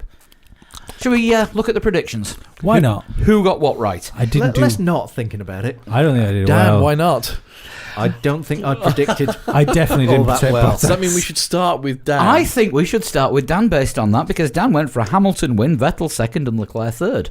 Enjoy your point. Yay! It didn't sound stupid before the race. Didn't sound stupid. Before the It weekend, didn't. anyway. I think I went for something similar to Dan, didn't I? You did twice as good as Dan because you went for a Hamilton win, Vettel second, and Bottas third. 2 points. 2 points. Sean went for a Hamilton win, Bottas second, and Vettel third. Also 2 points. Guest predictor last week was Amos Menin, photographer, filmmaker, general motorsport fan. Let me guess, they did really well. Didn't win. Oh, right, okay. He went for a Hamilton win, Leclerc second, and Verstappen third. 4 points. And we have an actual tie for first this week because me and Chris went for the same predictions. Yes. Both went for a Bottas win, Hamilton second, Vettel third. That Bottas win seemed ridiculous last week when you Yeah, said I it. know. You told the us. grief you gave us for saying it. I'm The amazed. reason I thought Bottas was going to win the race was because I thought he was literally going all out to prevent this championship from being won in Austin. He tried, but Lewis did what he needed to do as well. So congratulations. See if to he'd done Lewis. that in like Australia. Which he won. He did. When she won. No, but then carried that through the season. No, but carried it through the season. Yeah. He Yeah. might have had a different year. Yeah, yeah. You know, he finished miles ahead of anyone else in Australia. Yeah. If he won more races, he might have done better in the Yeah. championship. I think so. I think that might be what he's doing wrong. Top class insight there. That's the Have you been taking punditry they're lessons here for. from? You've not been taking lessons from Paul, have you? You've Yes. been taking lessons All from, of the lessons from fake Ted Kravitz on Yes. Twitter. If Bottas had done better this season, he might be champion. Fake Ted Kravitz profile is fucking brilliant. If you're on Twitter and you don't follow fake Ted Kravitz, go and do so. It's very funny. Again, His technical analysis when things go wrong as well, like pointing at Magnussen's car. This should be on the circuit. yeah. Again, he did Vettel's one with a big ring around the broken rear wheel. This is broken. Broken. It's so simple. It's so simple and I know, hilarious. but you can almost predict it, but it's amazing. Yeah. Shall we do some news? Yeah, there's a little do bit it. of news to rattle through, isn't Well, there? there's all the 2021 rules, which, contrary to popular belief, is happening. Yeah. We've been saying all along that 2021 was happening in 2023. Mm-hmm. As it turns out, it's happening on time. Yeah. It's happening Hooray. on time, and the FIA have basically said, yep, go ahead, do those rules. And Formula One have been like, okay, we will. And if any teams don't like it, now's the time to say so. Yeah. And go form your own series with blackjack and hookers. Yeah, but nobody has turned around and said, absolutely not, these rules are ridiculous. I think it would be for any team now to try and block that, considering it is almost universally like praised by like industry people and fans alike. What it would be a PR disaster, because that said team, say it was Mercedes and Ferrari again, like because they're the ones that theoretically have the most to lose. Yeah. They were the ones that said, "Well, no, we don't think it's good enough to Formula One it's not. We don't think it's good for the future of Formula One." Mm-hmm. How would you spin that to make it sound reasonable without making it sound like you were scared? Well, what you Ferrari, hold my beer. Yeah, no, but I don't think it's possible for them to do it. But what you Ferrari are in a worse position because, as part of the World Motorsport Council, they have voted in favour of these rules. said, yeah. And then So if they they can't- turn around and veto it on the F1 side, Yeah. Well, what Lee said before the podcast, I think, is more standout than anything. Is that I think Formula One have gone out there and gone public with this and been like, this is how it's going, and these are the rules, Yeah. and nearly everyone's agreed. Now Ferrari will look like the wankers if they turn around and go, no, actually. This will be. I don't just mean Ferrari, but I do mean Ferrari. They've got they've got the most to lose in this, because we keep saying it time and time again when we talk about Ferrari. Ferrari don't sell cars; they sell a lifestyle. They sell So- cufflinks. Yeah, but so if you turn off like a load of Ferrari fans that aren't Italian, for instance, because they will be faithful till the end no matter what. But if you turn all these people off, which are usually they're waving the Ferrari flags and stuff like that, that's what'll hurt Ferrari. As far as the technical side goes, we've got Scarbs on next week. Yeah, he can tell us about it. So he will be able to go through all the technical side of things and explain things in a way that we really couldn't. So if you have any technical questions about the 2021 rules and you think that we might forget to ask Craig Scarborough or he Get them might to not us. cover it, you can email them to us. Yep, 3legs4wheels@gmail.com, or drop us a message on Twitter at 3legs4wheels, and we'll ask Scarbs some of the best ones. Hashtag it Scarbs 2021. No, send it as a DM, then you don't need to hashtag it. Yeah, I could get lost in the DMs. We get lots of them. I've got special Twitter software that lets me make lists of DMs. Ooh. Don't forget, I used to be a social media amateur professional. Oh no, it's professional when you get paid. Amateur. Yeah. So yeah, we'll have a bit of a technical show next week because we haven't had one for a while. In fact, we haven't had one since the last time Scarbs was on, Which was summer break. which was. Right, big news in Indianapolis today. Penske, or a division of Penske, the IndyCar team, have bought IndyCar. The whole thing. The whole shebang. All of IndyCar and the Indianapolis Motor Speedway.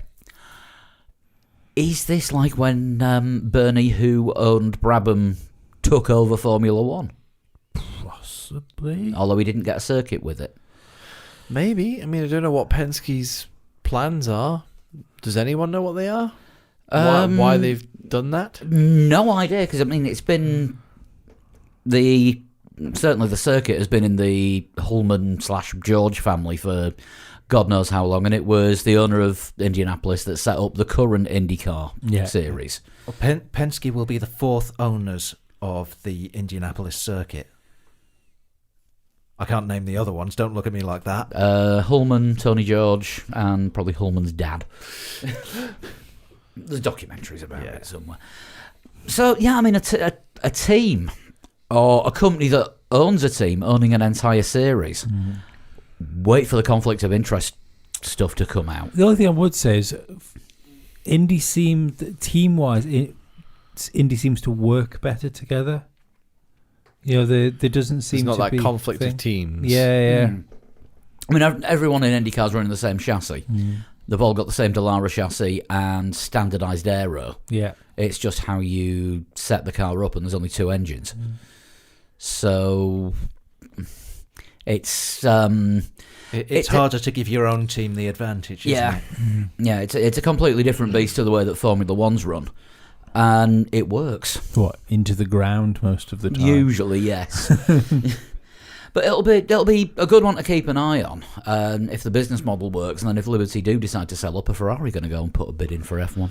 Well, that would be not disastrous, but I can't see anyone agreeing to Ferrari taking it, because of the way the Formula One works, teams would have to agree to a takeover, and I can't see any other team agreeing to Ferrari taking over the sport. That's okay. Yeah. Ferrari had vetoed their disagreement. There was something actually about the old 2021 regs that made me think of Flood the other day, because of the open source bit. There's this new open source section of, And there should be. It should be things. open for everyone to see. It's Formula Flood. So there's So we've already got ground effect. Yeah, certain parts of the car can be built, and if by the teams, but those parts the blueprints have to be put out for everybody else. So it just as soon as they said that, I thought, wow, I was right 2 years ago. Everything in the 2021 regulations has been said on this podcast by some people at some point. Mostly me. Yeah. Ground effect. Yep. In. Venturi tunnels. Yep. In. Formula Flood. Blueprints. Blueprints. Yeah. Blueprints being made available, not publicly because we don't need to see them, but for other teams to look at and scrutinise and think, well, what if they've done that and we've done this? Well, then which will work better? Do you know what I mean? It's open source, as you say, and it's going to create closer and better racing. But they've got to operate still within their budget caps. That's the challenge. Ross Brawn said it was to stop teams, as he quoted himself, he said, I've certainly taken advantage of this, because I think he was referring to the double diffuser. So where you come up with a new concept, and because it's your concept, you essentially have that advantage for an entire year. Yeah. And it's to stop that. That's one thing we didn't mention, actually, the budget cap. 175 million a year, but that doesn't include driver salaries. Or the top 3 people in your team. The top 3 earners in the team, and marketing and promotion, and advertising as well. They don't come until 2021, which means there's no budget cap for last year. Now, what Christian Horner said at the weekend was this means there is going to be an absolute glut of development during 2020, and everyone is going to be stockpiling research and spending money on things that will be coming in 2021, but they won't be spending 2021 money on them under the salary cap. They will have already spent the pounds on them. It's also worth pointing out that doesn't include the TV revenue either, because that's going to be more fairly distributed. Yeah, there's going to be some changes with the heritage payments as well, isn't there? Yeah, that you don't just get extra money for sticking around so long. Which I think is a good thing. You get rewarded for doing well. So actual prize money for being better. Yeah, because you're going to be on TV more often, therefore you get more money. The other thing is they've signed off the maximum 25 races a season. Is this a good thing or a bad thing? I think it's a good thing. I've seen people complain about it. I think it's complaining for the sake of it. If there's 25 races, I think we'll enjoy watching 25 races. Yeah, as a fan, I'd like to watch 25 races. I mean, 26 weeks is 6 months of the year. Yeah. That's without a gap between any of those weeks. Yeah. Do you know what I mean? That's almost a year-round series. At least they're not doing a back-to-back-to-back again. But they've said that's never going to happen again. I can't see how they're going to have to start late January and finish in December. Awesome. With no summer break. I mean, don't forget the season used to start late January, when I think going back in the days of the South African Grand Prix, first few races used to be late January, early February in the Southern Hemisphere. I do find it funny that people constantly worry about other people's families and how they get on with their own jobs and stuff like that when they work for the 8 months of 6 months a year, whatever the calendar's over. Well, they forget that they work for 12 months of the year. So don't forget, I have no sympathy. A lot of the staff that travel to races do actually work in the factory during the winter as well. Really, but this these are chosen vocations. Yeah, but they're working away from home. Yeah, for but so they're long. chosen vocations. You've chose to get involved in that industry. Yeah. I don't. But you've chosen to get involved in that industry when it was 18 races a year. Yeah, but but then if it's something you don't want to do, then I'd imagine that you're qualified enough to go and do something else. There are going to be a reduced number of staff at each race as well. Yeah. And mainly because isn't the idea so they can have so they can rotate a rotating pool of staff? Yeah. The other thing that came through was that the design of the car is set on Friday morning, and Yeah. then it's effectively parc fermé, and you can only change things that get broken between the start of FP1. Well, Yeah. after the start of FP1.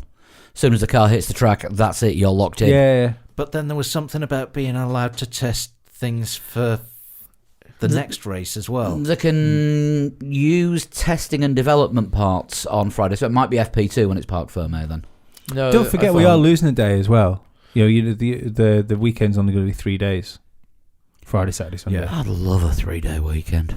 Oh, well, that's a 3-day week. But yeah, do you know what I mean? 3-day week plus a day's travel in there and a day's Yeah, travelling yeah. back. But I genuinely don't have any sympathy for anyone for whatever you do. If you're that upset with what you're doing, then What, a day's travelling there and a day's travelling back, even for Williams to Silverstone. yeah, Well, no, change They're things using, up. they're using their own car. Yeah, but yeah, it's for the flyaway races. You're not going home. You're No. going straight to the next Yeah, race. yeah. For, There's people that stay in oil rigs for 6 months. yeah, of the year. for 3 or 4 races in a row. I think It's not that oil rig's not a high pressure job, but that's worked out. What I want to make sure is that all this is worked out, because what you don't want is overtired staff in somewhere that is dangerous. Do you know what I mean? Pit lane is dangerous. absolutely. Yeah. You don't want somebody overtired thinking a wheel is on properly, and then somebody drives off at 200 miles an hour and it goes bouncing down the road because John. Read the mechanic. It's not the actual schedule of the race Yeah. that makes the mechanics tired. It's drinking for the other awake hours. I keep asking Mark Priestley to come on the show, and he keeps liking the tweets when I ask him, but he never You replies to should them. do it. It'd be ace. I'd love to get Yeah, him on get the Mark show. He's Priestley great on the show. guy. That would be fantastic. But yeah, Hive Mind, do your thing. Yeah. At F1 Elvis. top and bottom of it is, if it wasn't difficult, it wouldn't be called work. So Yeah, of course. you know, Says the guy who colours things in for a living. professionally, says the guy that's been working for 2 days in the past Back to the news. decade. I'm a consultant, it's what we do. Renault have hired someone. Renault have hired someone. Pat Fry is going back to the Renault team. Well, was he part of the Renault team, or was he Benetton when it was? When he Pat was Fry there? is going back to Enstone. Yes. Pat Fry He was, has he was been- there at Benetton. I think he was there for a little bit at Lotus as well. Might have been. He was there when it was. Sorry, he's been at Williams. He's been at McLaren. He's been at Ferrari, Manor. and then was he Manor and then Ferrari, or Ferrari and then Manor? Can't remember which way around it went. I think he stepped aside when James Allison became technical director at Ferrari. So that's So that would Manor. that would fit with him going to Manor then. yeah. So he's got a lot of experience, and he's going to head up the technical team, but not be technical director as such. He's been a stand-in at McLaren whilst they were trying to sort out the whole James Key thing, but now James Key is in the team. And he has to be given a lot of credit for what a McLaren are this year, you'd have thought. Yeah, you would think so. Stability more than anything. That's what Pat Fry is very good at doing, making sure everything's running as it should do Yeah. consistently. James Key's now in that role at McLaren, so he's not needed there anymore. Andrea Seidel as team boss, and Renault have snapped up Pat Fry. Hopefully he can do the same job for Renault as he has done for McLaren, and get them a lot further towards the front. I Because just, that I midfield just pack- wonder if he's there to step into Abitibul's shoes when Renault management finally gets sick of him. Maybe. Finally realised they can't understand him, even in France. I hope it's a good sign that we're not going to lose Renault. I hope so. Yeah, it's Re- it's Renault- promising, isn't it? Yeah. At least. Renault tweeted the 2021 graphic, their car, this year's livery on a 2021 car when the rules were announced on Thursday, and said, so I'm really looking forward to this. This sounds like something that we can get our teeth into. It's like, okay, fair enough. Maybe Renault are going to stick around for a bit then. The car turns out to be an absolute dog, and then the team's up for sale by 2022. Maybe. yeah. We've got Renault for at least 2 more years. Yeah, well, they've definitely got at least a driver for 2 years, haven't they? Because is it Danny Rick's contract up next year? They've got Ocon for 2 years. Yeah, that's what I mean. They've got Ocon for next year and 2021. So I think Danny Rick signed a 3-year deal, so I think he's there till 2022 as well. all right, cool. I thought it was 2, but I still think Danny Rick is going to get himself out of that contract at some point. It's probably worth him trying 2021 with them, see how they're doing. You've been saying that regs. since his front wing fell off in Australia. I think he's made a terrible mistake. I think he's destroyed his Formula 1 career, destroyed any chance of winning the World Championship. Don't know. It's the reason he went there is the same reason that... I think he had 40 million reasons to go there, and none of those were a World Championship. My No, God, Jason Donovan only had 10. McLaren went with Honda for the same reason, thinking that we can't win a World Championship if we stick with this setup. He said, I can get podiums and maybe snaggle a win in a Red Bull. Said, but I've got to take a risk. Yeah. Risks sometimes pay off. When they don't, you look stupid. When they do, you look like a genius. I think it would Could be a rock star, could be a wanker. Totally. I think it'd be interesting to see where McLaren are come 2021, because With Mercedes engines. this whole thing of you can't win a World Championship unless you're a It was a Ron Dennisism. manufacturer, but it's fine. I'm sure there's a reason for saying it. Tell that to Red Bull. Tell it to Red Bull when they were winning World Championships. Well, they were effectively the Renault factory team at the time, weren't they? Effectively, but I mean, even when Renault came back into Formula One, Red Bull was still winning World Championships with not their engine. No. Renault, Was it not? Was it still Lotus? No, was Renault it? came back in 2014, which is the first hybrid car. This wasn't hybrid. it? Yeah. Right, okay, cool. But I still believe that the rules 2014 or are in 2015? place It was later for it. because Lotus had Mercedes It was engines, 2015, and wasn't it? Mercedes engines were the engines to have. Yeah, Yes. That's right. Yeah. 2015, I think it Yeah. was 2015 or 2016 even that Renault became Renault again. Yeah. Yeah, so Red Bull still Yeah, it were kind the, of was the de facto. were the factory team. They were the McLaren Honda, the McLaren Mercedes of the time, weren't they? Yeah. So, yeah, maybe that doesn't ring true. But I still think with these new rules and hopefully tightening stuff together, I think it might give McLaren a chance with that engine to get themselves in the mix. Although I don't think the actual Ron Dennis quote was, you can't win a championship unless you're a factory team. I think there was a lot more syllables in there. And Yes, yeah. yeah, having the overall infrastructure where the power unit and the car is designed coincidentally with even each saying other. where the is, it's well not wordy enough for Ron. No, that's true. That is true. But boiled down, if your competitor is the guy who makes the engines, you're not screwed. going to win. Yeah. It's not Yeah. ideal. Yeah, it was. And I think that's still true, and I think that'll still be true in 2021. Well, McLaren took a risk, didn't they? And it didn't work for them with Honda. And they ended up having a competitor who also made their engines, but the engines that they were getting were slower than the engines that their other competitor was making, so may as well use those ones. Yeah, Yeah. exactly. And it's going to take them a few years to recover from that decision. But Danny Ricciardo is another risk taker. It could, if the rules change and Renault find themselves near the front again, brilliant. But if it doesn't work out, then with a couple of years with his feet under the table at Renault and then not on it by the time the rules change, it doesn't look like a great move for Danny. bollocks to this, I'm out of here. Yeah, whereas you look at Lewis Hamilton. Remember all of the faces we pulled when it was announced that Hamilton was going to Mercedes. Yeah. What the hell is he doing midfield that team for? at best. Yeah, what's he? Well, they were just starting to get good at qualifying, but their race pace was rubbish. Yeah, But like, what the hell is he doing going to Mercedes? Mercedes were rising essentially. They were getting incrementally better all the time. Renault we've seen fail year after year after year and constantly say, oh, but next year Renault will be right up there with Red Bull next year, and the next year never arrived. No. I don't see why it would arrive now. I think it's only really the last 2 years where they've not been hitting the targets they've set for themselves and falling further behind them. I mean, don't forget, this is I think this is the Renault year in the plan where Championships, it was going to be. It was either wins or championships. Wins this year, championship next year.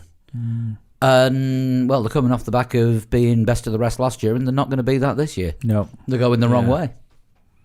Renault were Force India, essentially. Well, they're only now, they're only the aren't best they? of the best last year because of the Racing Point Force India thing. Well, no, Well, actually, they no. would have had more points anyway. But Yeah, Yeah. Renault definitely were fourth. they were, but upset. Even with Racing Point and Force India's points added together. Yes, but that upset the balance in the Racing Point Force India. I think they still would have got fourth if they managed to keep the same team name for the whole of the year. Because there was a takeover mid-season, they had to change their name. There was And a lost the massive points, uncertainty, and Perez had to bail them out Yeah. mid-season. Mm-hmm. If there was stability in that team right the way through the season, I think they would have beaten. They them. would have done better. Yeah. Yeah, I think If they'd have had money to spend on anything. Yeah. Yeah. But Renault were a genuine fourth, even as you say, if you add up Racing Point and Force India's points together, Renault still would have beaten them. But the inconsistency that caused, If you hadn't have had it. Yeah. Mm. I think that's fair. Yeah. Right, bit of a jump cut coming in here for podcast listeners because I'll do Formula Lee tomorrow morning. Yeah. Just a quick jump cut for this week's Formula Lee. It was USA in a Haas in the dry. Quick rundown of the top 20 times. In 20th there was Ian Walker, 19th Chris Shales. I came 18th, God knows how. 17th was Sturgios Toparis.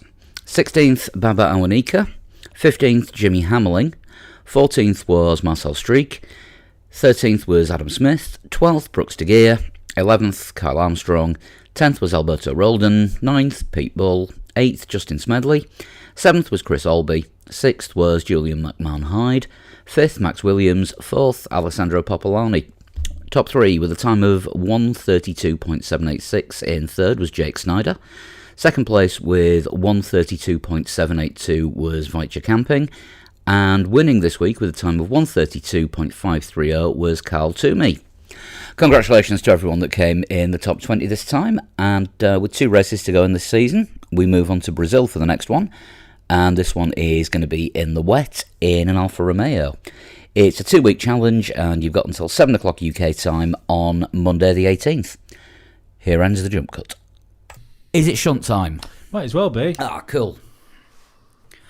And who is this week's shunter, shuntee, shuntist? Brightness up. Shunterer. This one, I think your man's put one in before. This one is from Papa Sauce. Papa Sauce. Yeah. Good name. Seen the tweets, regular tweeter as well as shunter. Terrible time to get back spasms. Let's go. His real name's Matt Steele. Okay. Special Agent Matt Steele, it's gotta be. Dan, is he a colleague of yours? I cannot confirm or deny anything. I was born You can Yes. confirm that. in 1959. Okay. Oh. Not one of the best Sisters of Mercy songs. I grew up in England along the Thames. You mean the Thames? Yeah. Grew up in England along the Thames. Okay. So that could be anywhere from, like, Oxford to Essex. Yeah. So I am Southern. Okay. I'm Southern and I'm 60. Yeah. During World War II, my father worked on Allied trucks. Okay. Doesn't narrow it down. The Queen. No. She worked no, on she worked on the trucks. She worked on the trucks. Yeah, yeah. I got my first exposure to motor racing in 1964. I'd like a guess, please. I'll bet you would. Cosworth were formed in the late 50s. I don't think they're London-based, though, Thames-based. I think they're more, strangely, Northamptonshire-based. I always thought they were sort of Essex-based, round the sort of Dagenham area where the Ford plant was. No, they're not. They're not that closely tied into Ford. They were for a while, but Northampton rings a bell. I think they are closer to Northampton. But the first sniff of motor racing, maybe they built their first engines for racing in '64, but their first project for Formula One was actually an air screen for Van Wall, I think, but I don't know when that was. It was late 50s. Might have been Because 59. Van Wall were gone by the early 60s, Yeah. about 62, 63, I think. Never even heard of them. Cosworth was a first guess. I think, yeah. Yeah, Cosworth guess. Yeah. I had a hand in the design of the Cosworth DFV F1 motor. So, not Cosworth. Well, they did have a hand in the design of it. They were the company. I played a central role in developing up-and-coming drivers and mechanics for over 50 years.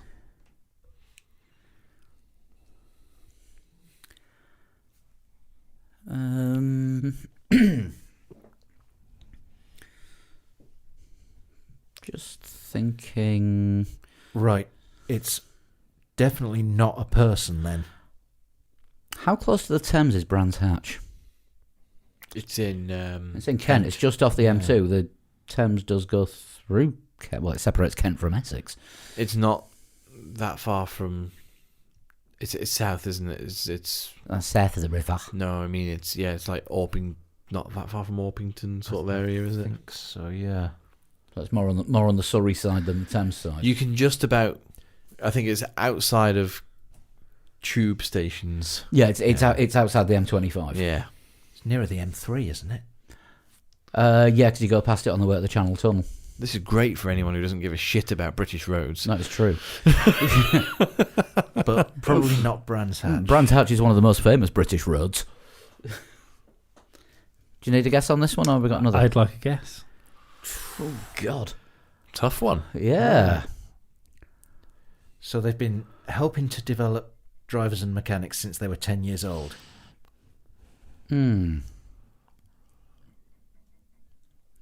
So it's definitely a place. If it was how would 10-year-olds drive, it would be What Red about- Bull.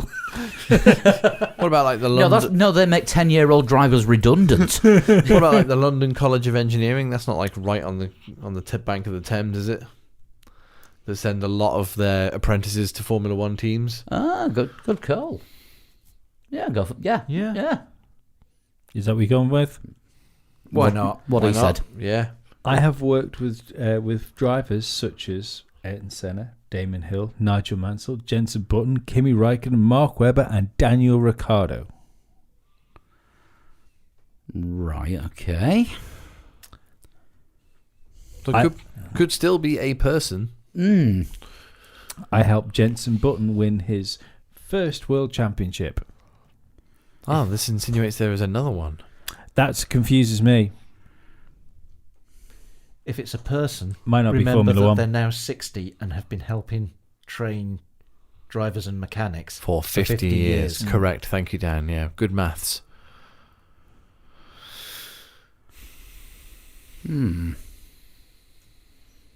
Are you a double diffuser? Before James Hunt was a famous racing driver, I was in a car accident with him and ended up in a lake. Are you the Mini? He put a Mini in a lake in one of his early races. Did he? Yes, 60th anniversary of the Mini this year. Ah. Yeah, 1959 is the correct year. That's when the Mini was born. I don't know why. I know exactly why I'd know about it. 3 words. Steve the accountant. Yeah. Yeah, the Mini was 1959 was the year of the Mini.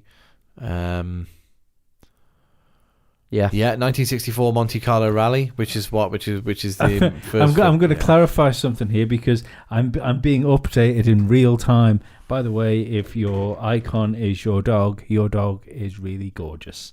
But the Jenson Button one was I helped Jenson Button win his first championship title. I was going to say his first world championship Yeah. because British Formula 3 and Super Was he world GT, kart? Was he world kart champion though?